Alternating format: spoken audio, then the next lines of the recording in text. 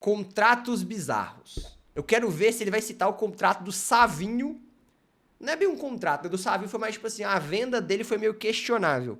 Mas se ele não citar no final do vídeo, eu conto como é que foi, tá ligado? E a gente dá uma analisada nisso aí. Denúncia! Um clube inglês cortou a liberdade de um jogador contra a vontade dele. Pois é, eles fizeram essa maldade através de uma cláusula bizarra no contrato do atleta. E eu te convido a acompanhar comigo essa história gravíssima e outras bizarras de contratos curiosos aí no futebol, tá? Tem muita coisa boa, alguns aqui não dá nem pra acreditar que é verdade. A gente começa com um cidadão chamado Stefan Schwarz, que tava se transferindo do Valência pro Sunderland em 1999. Até aí tudo bem, só que aí na hora de assinar o novo contrato com os Black Cats, de repente, o clube colocou uma cláusula que proibia o homem de ir pro espaço. Ué. Cara, é até normal clubes incluírem cláusulas. Qual que é o sentido disso? O cara tem vontade de ser astronauta, velho? Que proíbam os jogadores de fazerem atividades perigosas, né? O jogador não pode andar de moto, né? Não pode, não pode. Não pode ir no parque de diversão? Irmão, não pode, é risco. Tudo que tem risco de vidas não pode. Mano. Pra evitar, por exemplo, aquele caso do Neuer, que nas férias lá do Bayern de Munique foi esquiar, quebrou a perna e acabou perdendo ali uma temporada toda, né? Mas qual a chance... Mano, na moral... Mano, um cara do nível do Neuer perdeu uma temporada porque machucou esquiando é pra cair o cu da bunda, né não, rapaziada? Fala aí. É pra fuder tudo mesmo, velho. Jogador de futebol realmente viajar pro espaço sideral. O pior é que até fazia sentido, porque assim como eu, e com certeza alguns de vocês, o Schwarz tinha ali uma curiosidade absurda com o espaço. O cara olhava de noite pra lua e se via pousando lá. Ele queria pisar em Marte. Ele queria viajar entre galáxias e conhecer os limites do universo. E eu viajei um pouco aqui, mas sim, ele queria ir pro espaço através de voos comerciais. Igual hoje já tem meio que tipo turismo espacial, onde os ricaços vão lá, dão um pulinho de 5 minutos na órbita terrestre e depois voltam, mais ou menos como fez a Katy Perry esses dias aí. Então, esse jogador queria fazer isso, tá? Uma pessoa próxima a esse atleta parece que queria reservar já uma vaga num voo desses aí pro espaço. Portanto, o CEO do Sunderland na época, o John Flicking, ficou preocupado com a situação e botou no contrato do cara uma cláusula que forçaria o rompimento imediato caso... Faz sentido. A gente achou que era um negócio meio sem noção, mas faz sentido. Agora, esse negócio do negócio de risco, mano, o Scarpa anda de skate nas férias, né, mano? E skate é perigoso pra caramba, velho. Skate é bem perigoso. Se ele fosse pro espaço, olha que absurdo, cara. Uma oportunidade única na vida, uma chance de viver uma experiência surreal, mas não. Melhor tomar porrada de um monte de caneleiro, sei lá, do Bradford, num sábado ao meio-dia. Eu preferia ir pra lua, né, com todo respeito aí. Mas é aqui que essa história fica ainda mais bizarra, porque você pode ter pensado, bom, o Stefan Schwarz talvez tinha ali algum tipo de formação acadêmica, o cara era um estudioso, era um astronauta nas horas vagas. Não, o interesse dele só tava afim de colar no espaço mesmo, é só porque ele viu um filme do 007 onde o James Bond ia pro espaço. Aí ele comentou com o empresário, e o empresário, ao invés de falar, não, cara, isso é loucura, foca no futebol, o empresário falou, porra, vamos lá. Acontece que na época, na virada do século ali, muita gente achava que com o avanço rápido da tecnologia, seria possível ir em voos comerciais pro espaço já com frequência, assim, a partir de 2002, que a gente sabe que nunca aconteceu. Até hoje é um grupo extremamente seleto de pessoas que consegue dar um pulinho no espaço por diversão, só gente realmente podre de rica. Então, olhando pra trás, hoje em dia, a gente pode ver que um mero jogador do Sunderland tava simplesmente viajando. Então, essa cláusula no contrato dele foi apenas um mal entendido e um sonho febril completamente descabido. Será que ele conseguiu ir pro espaço depois disso, depois que ele aposentou? Será? Pô, se pá, não? Desse camarada Schwarz. Tá, não poder voar pro espaço é uma coisa bem esquisita, maluca e rara, né? Agora imagina uma cláusula pra você não voar de avião mesmo. E nesse caso foi o próprio jogador que pediu. Exatamente o Dennis. Tem medo de voar. Dennis Bergkamp foi um craque holandês extremamente subestimado. Ele era classudo como poucos na história, um jogador extremamente técnico e elegante que só conseguia fazer gol se fosse bonito. Esse gol é pica demais, velho. Esse gol é muito pica. Quando o homem tava em campo, ele era Esse gol entra, tipo assim, quando eu vi as defesas lá, que aparecia a defesa do goleiro do Lyon, que eu comentei com vocês no outro vídeo, esse gol, quando eu via, tipo, os melhores gols do mundo, esse gol sempre aparecia. Corajoso e ousado, mas nem sempre ele conseguia participar de todas as partidas, porque chegar em determinados jogos era algo mais difícil pra ele. Isso porque o Bergkamp tinha uma condição chamada aviofobia, que é basicamente o medo de viajar de avião. E no caso dele não era só medo, era pavor mesmo, tá? E até por isso ele ficou conhecido como o holandês não voador. Ali nos anos de 94 e 95, o Bergkamp foi desenvolvendo esse medo ao longo do tempo, até chegar num ponto em que só de pensar no voo que ele tinha que pegar no dia seguinte, ele já começava a suar frio e não conseguia nem dormir, de tão desesperado que ele... Mas na minha opinião, rapaziada, isso aí é uma coisa tratável, mano. Dá pro cara trabalhar num psicólogo e tirar esse medo de dentro dele, talvez, né? E tipo assim, na pior das hipóteses, meu irmão, ó, dopava ele, obviamente com o consentimento dele, né, mano, ó, pagava, só acordava em solo, velho. E boa. Ficava. Então, quando ele se transferiu pro Arsenal em 95, ele assinou o contrato... Ou então, mano, antes de entrar no avião, mano, sempre que, tipo assim, eu viajo um pouco de avião, e sempre que eu viajo, eu fico assim, mano, essa porra vai cair, velho. Mas eu faço aqui, ó, qual a chance de um avião cair? Aqui, ó. A chance de um avião cair é extremamente baixa, com estimativa variando de cerca de 1 em 1,2 milhão, velho.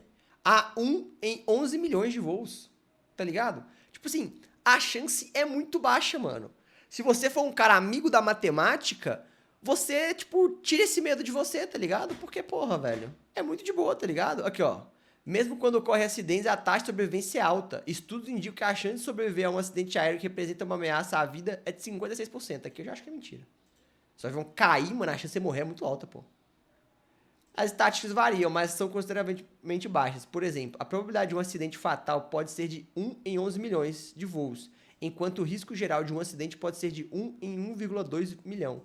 Então a chance de você morrer num voo é 1 em 11 milhões, velho. Isso aqui deixa a gente tranquilo, não deixa não, rapaziada? Eu fico tranquilo com isso aqui.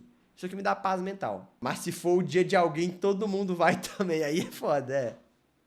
Aí é foda. Com uma condição, que ele não fosse obrigado a viajar de avião. O Arsenal foi legal com a situação do cara, entendeu e assinou mesmo assim, mas com uma condição também, que ele receberia 10% a menos de salário por causa disso. Pro Bergkamp foi super tranquilo, ele nem pensou duas vezes, né, antes de assinar, mas você pode Cara, eu não tenho nenhuma fobia, não. Quando eu era pequeno eu tinha medo de palhaço, velho, mas não chegava a ser uma fobia, não. Acho que eu não tenho nenhuma fobia. Tipo assim... Eu acho que a coisa que me deixa mais agoniado é pensar em estar dentro de um lugar pequeno sem conseguir me mexer. Manja aqueles caras que entram em caverna. Você já viu essa porra? Mano, não, isso aqui é assim, desculpa, tô fugindo do vídeo, mas pô, quer ver, ó? Explorador de caverna. Já viu esses caras aqui? Isso aqui, velho. Isso aqui eu não tanco. Isso aqui o cara tem que ser doente pra fazer isso aqui, ó. Ó. A caverna, ó. Ó. Ó. Quer ver? Aqui tá de boa. Olha ali.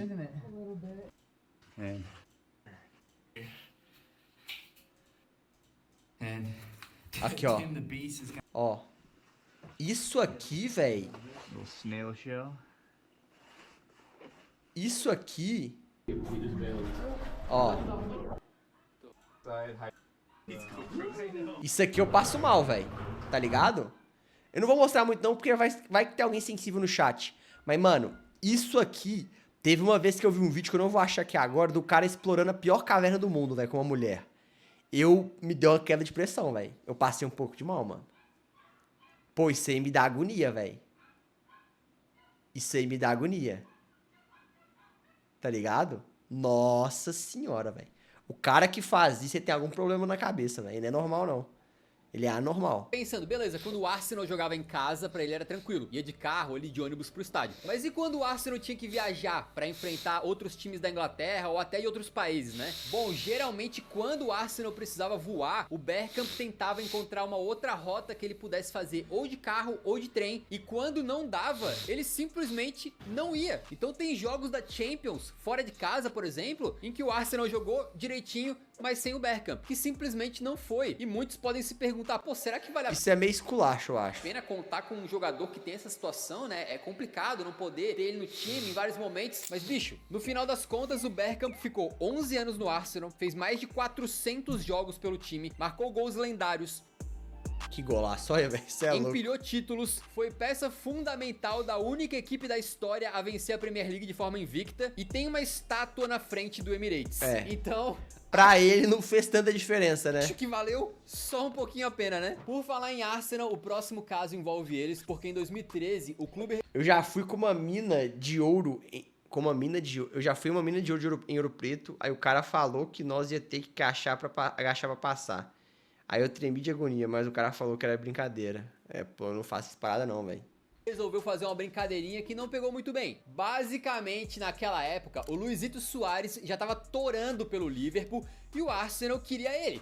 Foi lá e ofereceu 40 milhões e uma libra. Não foi 41 milhões, não foi 40 milhões e 1.000 libras. Não, foi 40 milhões e uma libra. Né? Achei Bizarro, doido. Um valor assim que não tem porquê tu fazer isso. Acontece que o Achei Arsenal doido. achava que o Luizito Soares tinha uma cláusula de rescisão no valor de 40 milhões de libras e que, portanto, esse valor de 40 milhões mais uma libra ativaria automaticamente a rescisão e eles poderiam negociar com o uruguaio, certo? Só que eles estavam errados. A cláusula não era assim. Na verdade, a cláusula no contrato do Luizito Soares falava que o clube, o Liverpool, tinha que avisar ele se viesse uma proposta acima de 40 milhões de libras, mas não que o clube tinha que aceitar a proposta. Ou seja, o Arsenal estava mal informado e a reação do Liverpool veio em dose tripla. Primeiramente, eles não aceitaram a oferta pelo Luizito, é óbvio. Segundamente, o dono do Liverpool, o John Henry, deu uma tuitada violenta que entrou pros livros de história. O que vocês acham que eles estão fumando lá no Emirates? Mentira. E terceiramente, que ele a mandou parte essa. mais bizarra. Quando o Liverpool contrata o Roberto Firmino em 2015, eles colocaram uma cláusula de rescisão no contrato do brasileiro, 82 milhões de libras. Mas com um detalhe, essa cláusula não valia pro Arsenal. Exatamente qualquer clube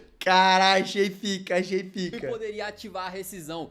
Só o Arsenal que não. Ou seja, a diretoria do Liverpool ficou tão ofendida com aquela proposta pelo Soares 2 anos Caralho, antes que eles velho. meteram essa aí só de vingancinha. Achei Curiosamente, doido esses essa dois história. clubes quase nunca negociam entre si. A gente buscou um levantamento do Transfer Market que diz que desde 1991 apenas um jogador do time Oxlade profissional Chamberlain. mudou de um clube pro outro. Foi o Ox-Chamberlain indo pro Liverpool em 2017. Então o Liverpool queria basicamente fazer com que o Firmino nunca fosse pro Arsenal, né? Mas você sabia que esse tipo de cláusula proibitiva, bem específica assim, não é tão incomum? Isso porque a transferência Uai, Fred no Galo, ué.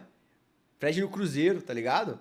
recente do Osimhen pro Galatasaray foi bombástica por ser a mais cara da história do futebol turco por muita vantagem, né? Mas um detalhe que passou despercebido foi algo incluído na negociação entre Galatasaray e Napoli, que diz que o Victor Osimhen não pode ser negociado de volta com nenhum clube italiano por 2 anos. E pro Osimhen, acredito que tudo bem, porque o patamar que ele atingiu, creio que hoje nenhum clube italiano pode pagar por ele, né? Na janela de transferência da temporada 25-26, a contratação mais cara do futebol italiano foi cerca de meio Osimhen, porém tem um detalhe, pela lei assim, meio que tu não pode proibir um jogador de jogar onde ele quiser, né? Então não é que a cláusula é proibitiva, que ela impede legalmente, né? O fato é que o Napoli botou uma cláusula lá, que se o Galatasaray quiser vender o Osimhen para um clube italiano, nos próximos 2 anos tem que pagar uma multa. E aqui as fontes divergem um pouco, mas tem quem chega a dizer que o Galatasaray teria que pagar o dobro do valor da transferência pro Napoli Esculacho, como né? compensação. Ou seja, vendeu por 100, paga 200 pro Napoli. Em outras palavras, Deve ter alguma coisa no contrato do Fred que fazia ele falar que a família torcia pra aquele time. Cara, eu estou mais envolvido nesse negócio do Fred do que vocês imaginam. Não envolvido, mas tipo assim, eu sei mais do que vocês imaginam. nunca vai acontecer, né? Isso me lembrou aquela época em que o Giovani dos Santos acabou saindo para um clube chinês com uma cláusula no contrato que impedia ele de voltar para um clube brasileiro que não fosse o Peixe. Acontece que, como a gente explicou, não tem como proibir o jogador de assinar com o clube. O que eles podem ali no máximo é colocar uma multa caso fechassem um contrato. O Santos, obviamente, não sabia disso. E aí, quando o Giovani volta pro Brasil, ele volta para jogar no Flamengo. O presidente do Santos fica pistola, diz que vai vai entrar na justiça, mas nenhum juiz validaria aquela cláusula. Nenhum concordaria em proibir um profissional de assinar com o clube que ele quiser. Então acabou ficando por isso mesmo e o Giovani jogou no Flamengo e também a passagem dele por lá não deu certo. Outra coisa não que era adiantou impossível muito, né? proibir era o Romário de ir pra balada. Ó. Dentro ou fora de campo, o Baixola ali, né, vivia a vida intensamente, digamos assim. E isso se traduziu na carreira dele, né? Inclusive tem esse período onde ele tava voando no Barcelona, aí no seu auge resolve voltar pro Brasil, aí não para de meter gol pelo Flamengo. Aí ele quer voltar pra Europa, vai pro Valência, aí depois volta emprestado pro Flamengo, e aí volta pro Valência mais uma vez. Uma doideira completa essa parte da carreira dele, porém, essa segunda passagem pelo Valência tem um detalhe importante. Ele volta em 97 a pedido do novo treinador Jorge Valdano, que era bem relax com ele, com direito a uma cláusula que liberava o baixinho pra dar os seus rolês noturnos. Aí, quando ó, que defendia beleza. Aí, que beleza. Jogava até mais feliz o menino Romário. time, né? Vida boa demais. Literalmente, segundo o Valdano, tava no contrato que ele podia sair sem ser incomodado. La noche me encanta y cuando no salgo no marco. E o Romário era aquela coisa, ele saía, La noche me encanta quando não sai no marco. né? Fazia festa, tomava umas, com certeza. Só que quando ele entrava em campo, ele resolvia. Aí alguns técnicos Mano, não quantos gols o Romário tem pelo Valência, velho? Na moral. Quantos gols o Romário tem pelo Valência? Vamos aqui, ó. Histórico por equipe. Valência. Ele jogou 12 jogos e fez 6 gols. Só. Ele jogou 12 jogos só pelo Valência, mano. Tá errado isso aqui, uai. não gostavam do comportamento dele, né, que não era compatível ali com um atleta profissional, porém outros não ligavam, desde que ele metesse gol dentro de campo, dane-se, né, e era o caso do Valdano. Acontece que o Valdano foi demitido depois que o Valência contratou então Tá explicado, porque foram só 12 jogos. nosso queridíssimo Cláudio Ranieri, que era da escola aragonês de tolerância zero, não apoiava as atitudes do baixinho, acabou brigando com o Romário, e assim ele mais uma vez volta pro Flamengo ainda no final de 97. Sobre esse momento, o Romário deu uma declaração linda, realmente poética, que deixa todos nós emocionados. Na minha vida privada, eu faço o que bem entender. E quem não gosta, que se f... Valeu, Romário. É isso aí, cara. Tem que... Tem que ser poucas ideias mesmo. Sair de casa toda hora. Mas e a cláusula no contrato que obrigava um clube a comprar casas pro jogador? Cara, essa aqui é tão insana que eu achei que era fake news. Igual aquela suposta cláusula anti-mordida do Luizito Soares no Barcelona, que falaram na época, mas não existia, era meme. Esse caso aqui eu tive que pesquisar umas 500 mil fontes pra acreditar, e mesmo assim ainda tô na dúvida, tá? Em 1996, um jogador chamado Giuseppe Reina assinou um contrato com o Arminia Bielefeld. Só que ele exigiu, por contrato, que o clube comprasse uma casa pra ele pra cada um dos seus 3 anos de contrato. Ou seja, 3 casas. Até aí tudo bem. Só que não foi especificado que tipo de casa. Quantos metros quadrados os caras compraram só barracão pro doidão, véi. tem nessa casa que aí ele quer? É foda. 20, 30, 300, 3 mil? É um casebre ou é uma mansão? É uma kitnet ou um apartamento de 3 quartos? É uma casa lá em Bielefeld? Ou é lá na beira-mar de Floripa? Não estava especificado, e no contrato você tem que especificar, não tem jeito. Mas mesmo com essa dúvida, o Bielefeld foi lá e honrou o contrato e deu 3 casas pro cara. Só que foram 3 casas de Lego. Meu Deus do céu. Não. Eu não tô brincando, os caras meteram o louco, né, e acharam que ia ficar por isso mesmo, cara. Eles pensaram que o jogador ia aceitar na moral 3 casas de Lego e ficar quietinho. Naturalmente o Reina foi pra justiça e processou. Não é possível que não, cara.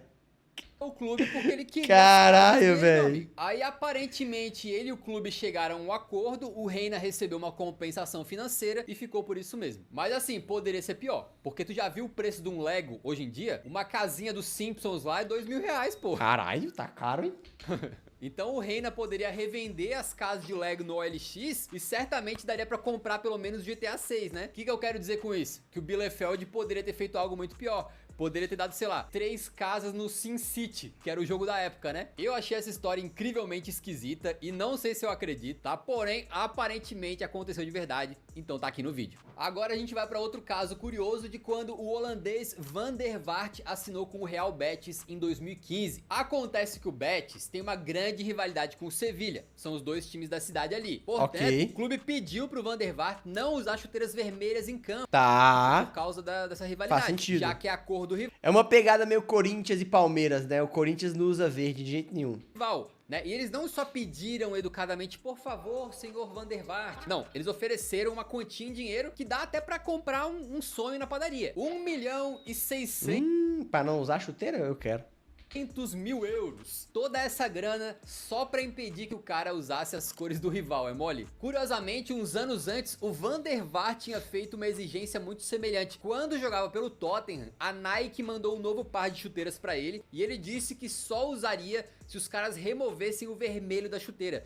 Caso contrário, a torcida do Tottenham ficaria extremamente irritada pelo vermelho ser a cor do Arsenal, né? Por falar em Betis, agora a gente chega mas ele viajou. nas cláusulas bizarras por Acho que o motivos Tottenham não tem essa pegada, não tem. financeiros. Recentemente, o Atlético de Madrid vendeu o jogador Rodrigo Riquelme pro Betis por cerca de 15,5 milhões de euros. Só que no contrato, eles inseriram uma cláusula que obriga o Atlético de Madrid a comprar 50% de volta um ano depois. Aí tu fala, Como assim, mas véi? por quê? Não era só vender metade do jogador ali pela É, metade ué. do valor? Pois é, mas o motivo é muito simples. Fair play financeiro. Mutreta financeira. É. Segundo o Marca, os clubes fizeram isso aí para que o Atlético de Madrid ganhe uma graninha extra no período fiscal da temporada 24-25 para ajudar a contabilidade do clube, para fechar as contas ali bem certinho, né? E aí vai retribuir o favor devolvendo uma parte do dinheiro na temporada seguinte para ajudar o Betis. É uma contabilidade criativa que honestamente deixaria É tipo a do Chelsea. os melhores contadores do planeta Terra, que são os do Chelsea,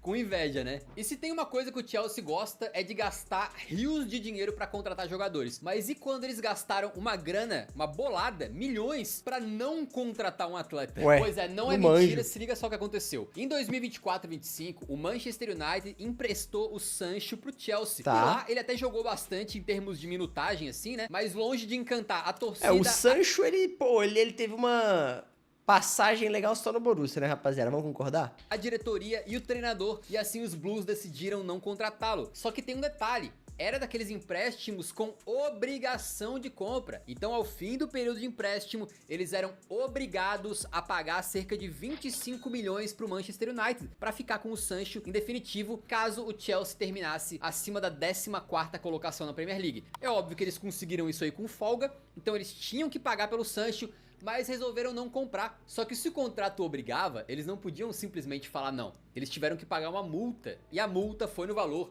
de 5 milhões de libras. De boa, ué. Mais de 30 Pra comprar a 25 milhões? milhões de reais só pra não contratar o Sancho, cara. Eu Aí eu ia ficar, pô, tipo assim, aí, mano, como é que o cara se sente, né, velho? Como é que o cara se sente, mano? O cara se sente um lixo, pô. Um lixo, tá ligado?